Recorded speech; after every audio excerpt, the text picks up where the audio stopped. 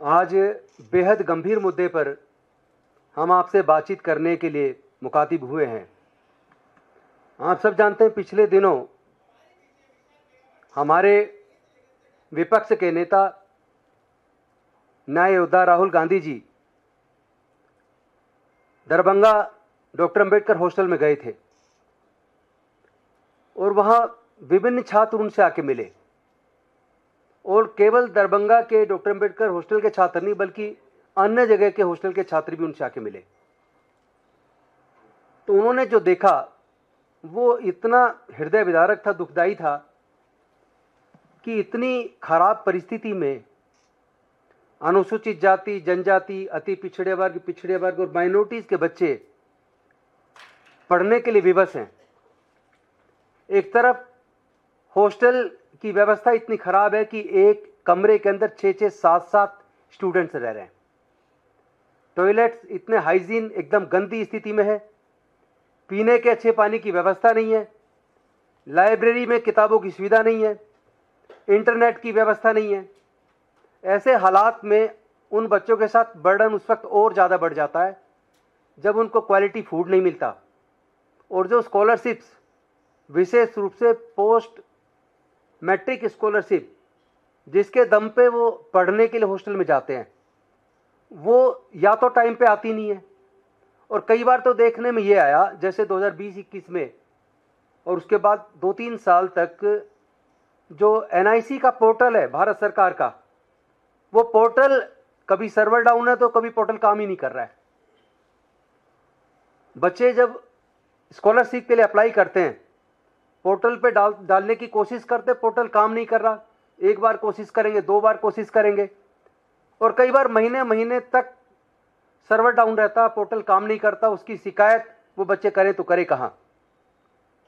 दूसरी तरफ जो कॉलेजेस का प्रशासन है वो भी उतना गंभीर नहीं है, खासतौर पर SC, ST, EBC, OBC के बच्चों को और माइनॉरिटी के बच्चों के भविष्य को लेकर वो शायद इतना गंभीर नहीं है कि उसी पैसे के दम पर वो बच्चे कॉलेजेस के अंदर पढ़ रहे हैं।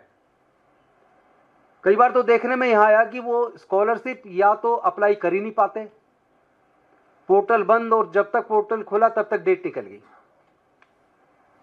डेट निकलने के बाद कोशिश कर रहे हैं, लेकिन जब डेट निकल गई तो फिर अप्लाई हो नहीं सकता।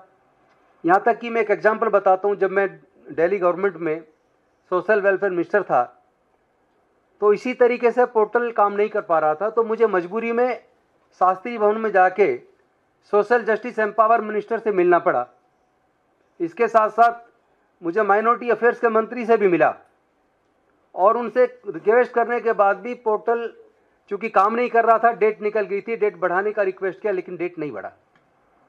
और ये जो डाटा जो हमारे सामने आया है, इस डाटा में सबसे बड़ी दिक्कत यह है कि सरकार इसका ऑडिट भी नहीं कराती कि हॉस्टल का ऑडिट कराए, फैसिलिटीज़ हैं या नहीं है उसका ऑडिट कराए, किताबों की, इंटरनेट की व्यवस्था है या नहीं है उसका ऑडिट कराए, टॉयलेट साफ है या नहीं है उसका ऑडिट कराए।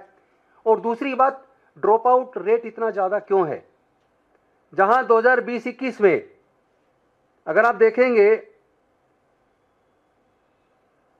32,38,399 टोटल बच्चों ने स्कॉलरशिप प्री मैट्रिक के लिए अप्लाई किया, लेकिन वही गिरते गिरते 2022-23 तक केवल 12,34,117 पे आ गया, यानी लगभग 65% की गिरावट।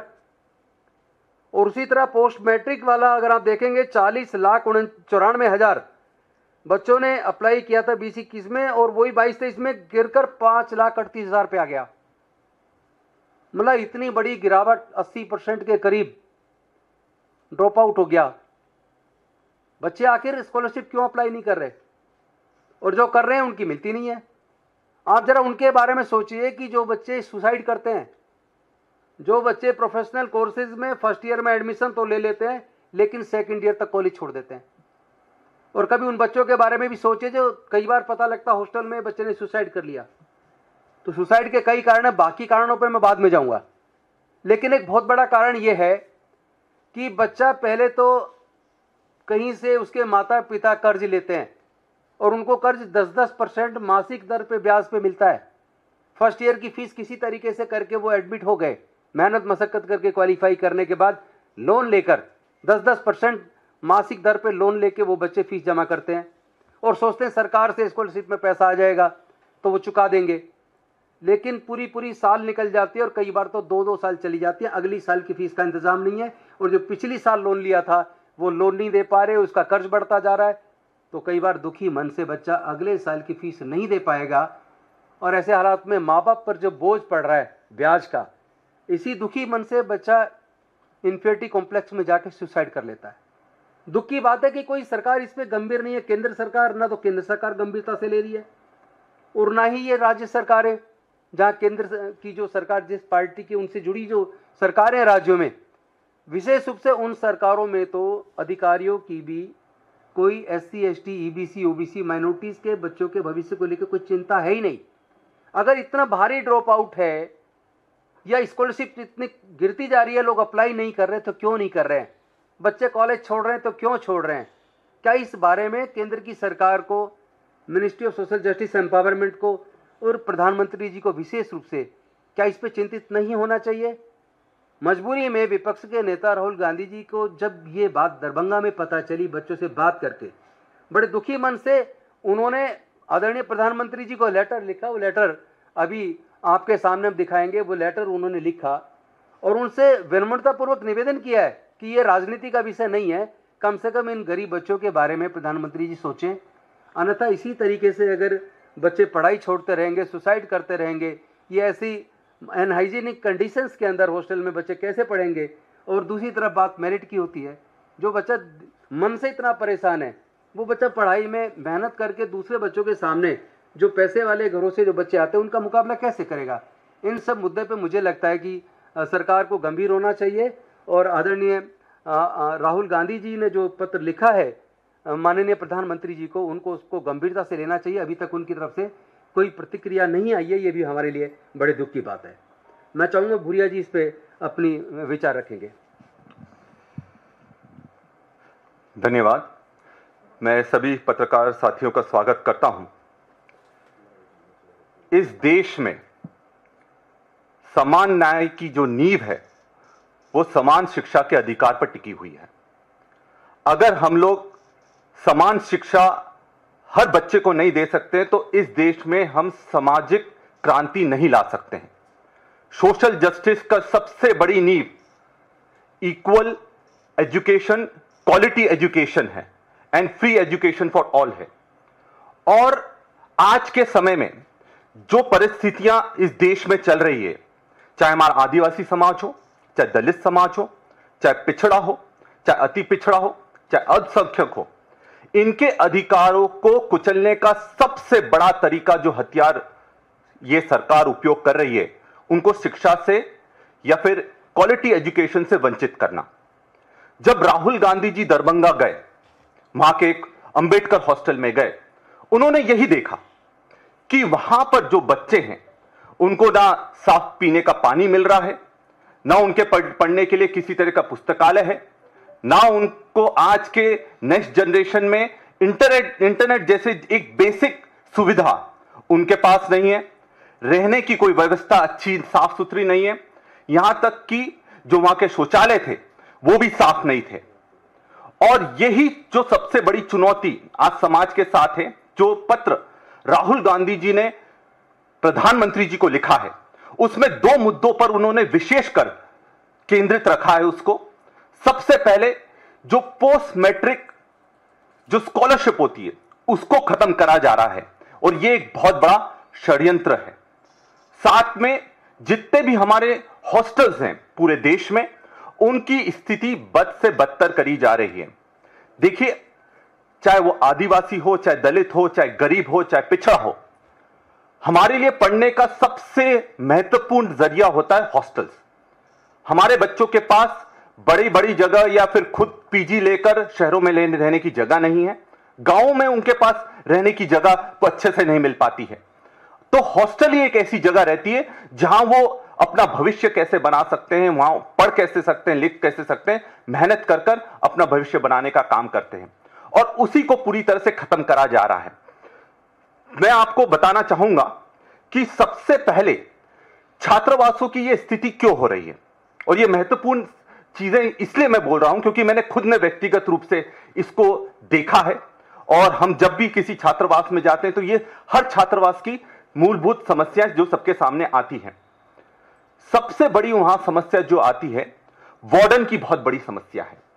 वार्डन की समस्या, अधीक्षक, सब किराए के अधीक्षक रखे जाते हैं।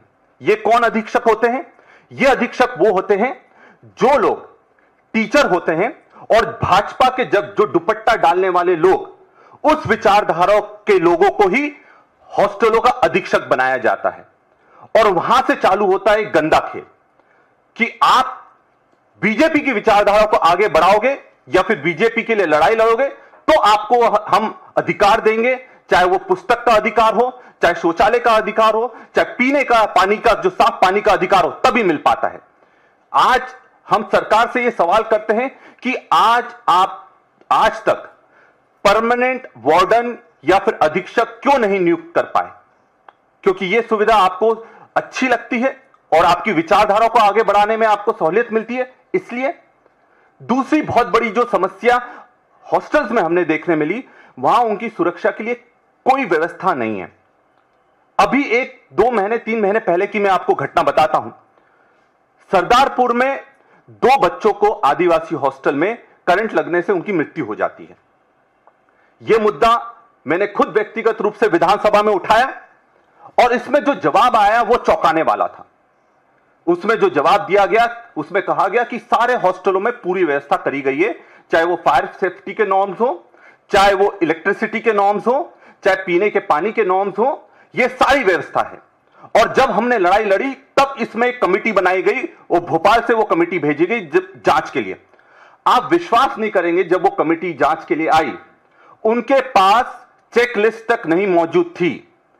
मतलब फायर सेफ्टी में उनको क्या देखना है, पानी साफ है कि नहीं उनको क्या देखना है, बिजली में उनको क्या देखना है, उनके पास कोई ऑडिट नहीं है।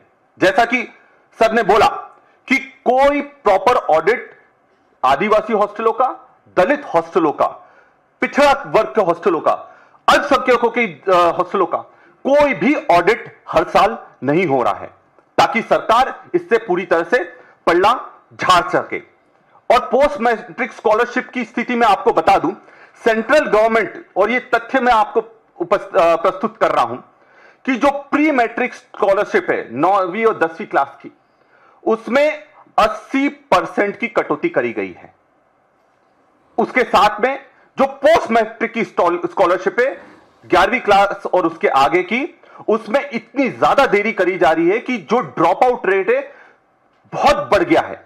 बच्चे अब स्कूल नहीं जाना चाहते क्योंकि अगर वो उनको स्कॉलरशिप नहीं मिलती सरकार की पास से सही समय पर, तो उनको स्कूल में प्रताड़ित करा जा रहा है और इस कारण से उनको स्कूल छोड़कर पढ़ाई पूरी तरह से उनको छोड़ना पड़ रही है।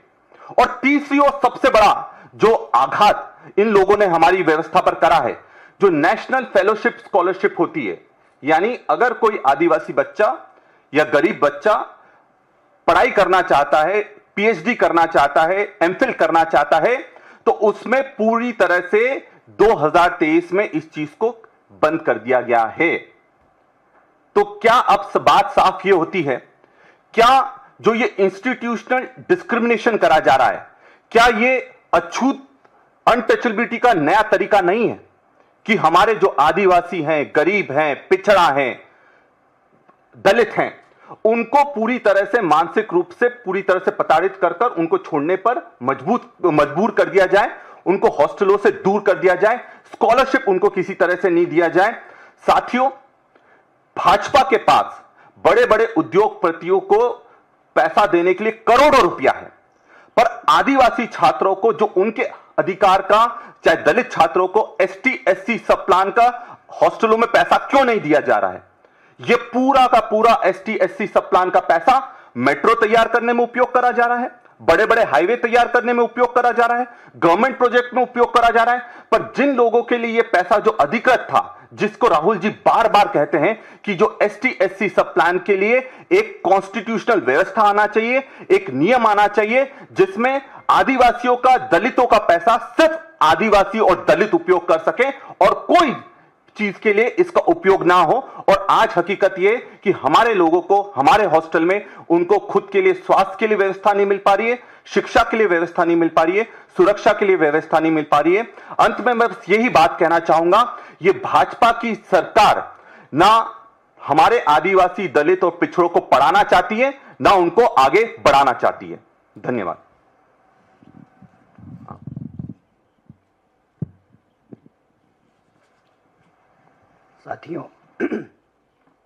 साथियों सबसे पहले आप सबका बहुत बहुत धन्यवाद। और आज एक गंभीर विषय पे हम सारे साथी आपसे बात कर रहे हैं। जैसा कि हमारे साथियों ने आपको बताया है कि नेता प्रतिपक्ष राहुल गांधी जी लगातार दलित, पिछड़े, आदिवासी, अति पिछड़े और अल्पसंख्यक वर्ग के जो विद्यार्थी हैं, जो शिक्षक हैं, जो कर्मचारी हैं, उससे लगातार मिल रहे हैं। ये एक दिन की बात नहीं है, कई मीटिंगों के बाद। और पिछले दिनों जब वो बिहार गए थे, दरभंगा के वेलफेयर हॉस्टल में, डॉक्टर अंबेडकर हॉस्टल में, उसी वक्त कांग्रेस के अन्य कार्यकर्ता और नेता भी बिहार के लगभग सभी हॉस्टल को विजिट कर रहे थे। उस दौरान जो चीज़ें निकल कर के सामने आई, उसमें दो सबसे महत्वपूर्ण विषय है। पहला ये है कि इन वर्ग के जो विद्यार्थी हैं वो आकर के कहते हैं कि हमको हमारा स्कॉलरशिप टाइम पे नहीं मिलता है। और जैसा साथियों सबसे पहले आप सबका बहुत बहुत धन्यवाद। और आज एक गंभीर विषय पे हम सारे साथी आपसे बात कर रहे हैं। जैसा कि हमारे साथियों ने आपको बताया है कि नेता प्रतिपक्ष राहुल गांधी जी लगातार दलित, पिछड़े, आदिवासी, अति पिछड़े और अल्पसंख्यक वर्ग के जो विद्यार्थी हैं, जो शिक्षक हैं, जो कर्मचारी हैं, उससे लगातार मिल रहे हैं। ये एक दिन की बात नहीं है, कई मीटिंगों के बाद। और पिछले दिनों जब वो बिहार गए थे, दरभंगा के वेलफेयर हॉस्टल में, डॉक्टर अंबेडकर हॉस्टल में, उसी वक्त कांग्रेस के अन्य कार्यकर्ता और नेता भी बिहार के लगभग सभी हॉस्टल को विजिट कर रहे थे। उस दौरान जो चीज़ें निकल कर के सामने आई, उसमें दो सबसे महत्वपूर्ण विषय है।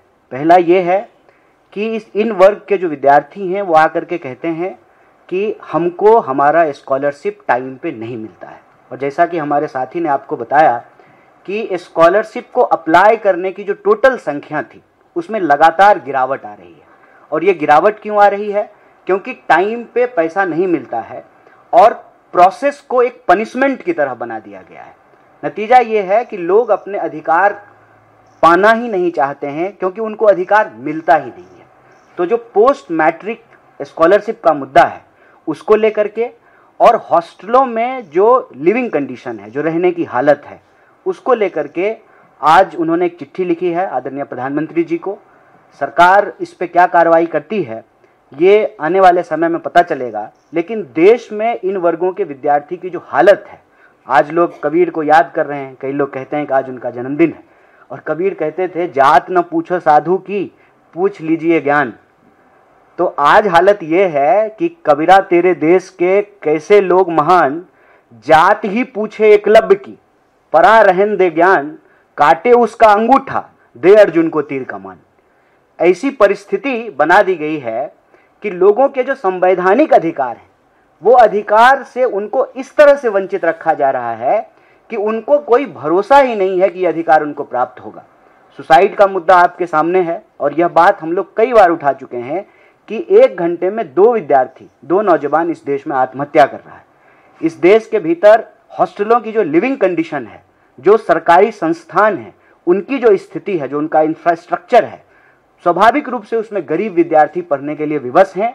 और सरकार उनके लिए एक तो बजट कम करती रहती है, लगातार भारत में शिक्षा के बजट को कम किया गया है, इसको बढ़ाया नहीं गया है। और जो SC ST सब प्लान का पैसा है, राज्य की सरकारें और केंद्र की सरकारें उसको लगातार डाइवर्ट करती है। उसका नतीजा ये है कि शिक्षा जो हमारा बुनियादी अधिकार है, उस बुनियादी अधिकार से लोग मरहूम रह रहे हैं, वंचित रह रहे हैं। और ये वंचित वर्ग के खिलाफ एक बहुत बड़ा अन्याय है। इस अन्याय के खिलाफ न्याय योद्धा राहुल गांधी जी ने जो प्रश्न उठाया है, उसको लेकर के आने वाले दिनों में हम देश के सभी न्याय पसंद, अमन पसंद, संविधान और इस देश के तिरंगे में भरोसा करने वाले लोगों से यह अपील करते हैं कि आप अपने समाज के, अपने क्षेत्र के, अपने राज्य के जो विद्यार्थी हैं, खास करके दलित, आदिवासी, पिछड़े, अति पिछड़े और अल्पसंख्यक वर्ग के जो विद्यार्थी हैं, उनके पढ़ने के अधिकार को, उनके रहने के अधिकार को, उनकी जो स्थिति है उसका जो है आप मुआयना कीजिए। आपको पता चलेगा कि वो बहुत बुरी हालत में रह रहे हैं। अगर विद्यार्थी को पढ़ने नहीं दिया जा रहा है तो सवाल ये है कि देश विकसित कैसे बनेगा। अगर क्लास में शिक्षक नहीं है तो देश विश्वगुरु कैसे बनेगा। अगर आने वाली पीढ़ी को पढ़ाया ही नहीं जाएगा तो देश कैसे आगे बढ़ेगा। तमाम लोगों ने ये कहा है कि शिक्षा ट्रांसफॉर्मेशन का सबसे मजबूत टूल होता है। देश की शिक्षा व्यवस्था की यदि ऐसी हालत है तो हम देशवासियों के लिए ये चिंता का विषय है। हम यहाँ से, इस मंच से तमाम देशवासियों से अपील करते हैं कि आने वाले दिनों में संविधान लीडरशिप प्रोग्राम के तहत, जो कि व्हाइट टी शर्ट अभियान का एक पहल है, हम आप सब लोगों से अपील करते हैं कि आप इससे जुड़िए और 100 दिनों के भीतर हम देश के जितने भी दलित, आदिवासी, पिछड़े, अति पिछड़े और माइनॉरिटी हॉस्टल्स हैं, उस हॉस्टल का हम ऑडिट करेंगे।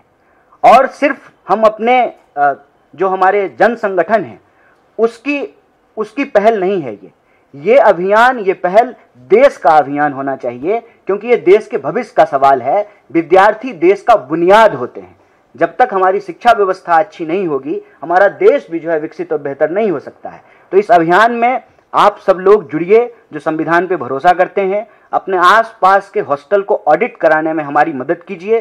100 दिनों के भीतर हम देश के सभी हॉस्टल को विजिट करेंगे और वहाँ का जो लिविंग कंडीशन है, उसकी स्थिति जो है उसको उजागर करेंगे, देश के सामने उसको लेकर के आएंगे। तो हमारा सबसे पहला जो पहल है ये संविधान लीडरशिप प्रोग्राम का, कि पूरे देश के हॉस्टलों का ऑडिट किया जाएगा। और दूसरा, हम सरकार से ये 2 विषय पे तुरंत जो है एक कार्रवाई की अपील करते हैं। आदरणीय राहुल गांधी जी ने जो पत्र लिखा है उसके कॉन्टेक्स्ट में, कि इमीडिएटली पोस्ट मैट्रिक जो स्कॉलरशिप है उसको रिलीज किया जाए। अलग अलग प्रकार के जो वजीफे हैं, जो छात्रवृत्तियां हैं, जो स्कॉलरशिप है, उसको बिना किसी देरी के रिलीज किया जाए। और यहाँ एक विषय बोलना बहुत जरूरी है। जो मोबाइल आप 100 रुपए का रिचार्ज कराते थे, वो मोबाइल अब आप 700 रुपए का रिचार्ज करा रहे हैं। जो दाल आप 100 रुपए का खरीदते थे, वो दाल आप 200 रुपए का खरीद रहे हैं। जो पेट्रोल आप 50 रुपए का खरीदते थे, वो पेट्रोल आप 100 रुपए का खरीद रहे हैं। जो गैस सिलेंडर आप 500 रुपए का भराते थे, वो गैस सिलेंडर आप 1200 रुपए का भरा रहे हैं। तो महंगाई अगर देश के लिए बढ़ रही है तो विद्यार्थियों के लिए भी महंगाई बढ़ रही है ना। उनको कोई कंसेशन नहीं मिलता है। लगातार निजीकरण करने के चलते जो कंसेशन मिला करता था स्टूडेंट को, कोई कंसेशन नहीं मिलता है।